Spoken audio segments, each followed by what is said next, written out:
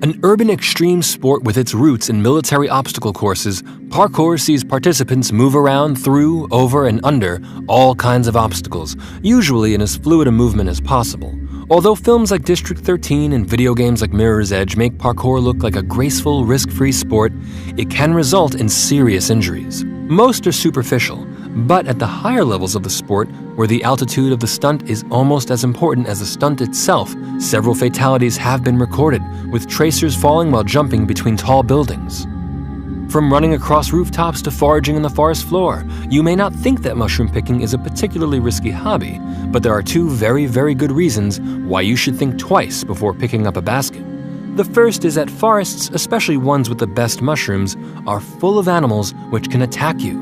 And the second is much simpler. Often delicious, edible mushrooms are dangerously similar to their poisonous counterparts, and in Europe alone, around 10,000 people each year die from mushroom poisoning.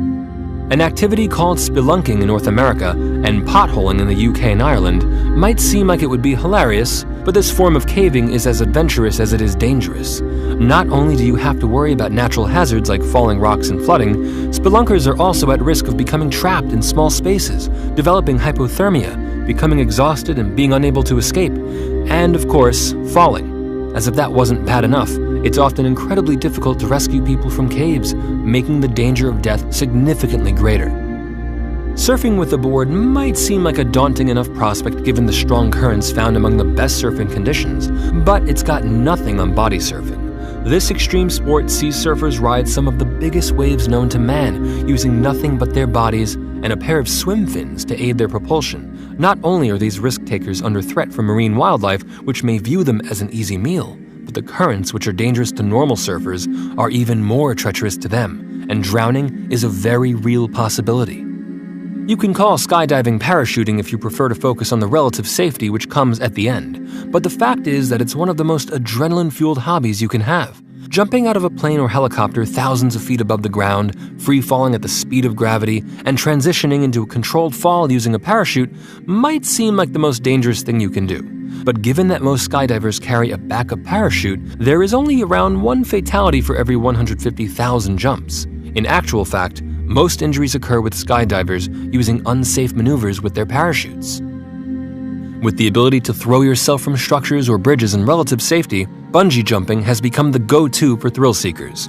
Of course, while being tethered to a massive piece of industrial elastic might seem entirely safe, this hobby is not without its risks. Despite the safety precautions put in place by bungee owners, they can and do fail. Take, for example, the case of a couple who did a tandem jump in Rome in 2002. Their security snap hooks burst open and they fell to a grisly death. Not only is the running of the bulls archaic, cruel, and more than a bit bizarre in the modern age, it is a much-loved tradition in countries like Spain, Portugal, Mexico, and also in the south of France. Basically, it involves hundreds, sometimes thousands of people running away from a stampeding group of furious bulls. Although deaths are relatively rare, the risk of being gored by a bull or crushed by the crowd, or a bull for that matter, are very high indeed.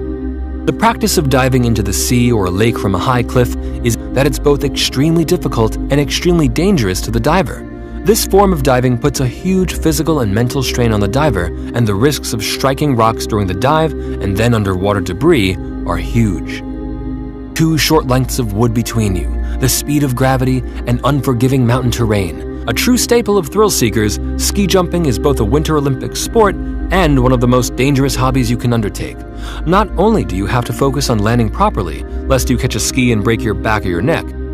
If you're using the proper equipment, then climbing is a fairly safe pastime. That's why many thrill seekers have started free climbing, where they scale a rock face alone and without any ropes, harnesses, or other protective equipment. Free climbers regularly climb above safe heights and rely entirely on their physical abilities, meaning that exhaustion or one tiny mistake can lead to almost certain death.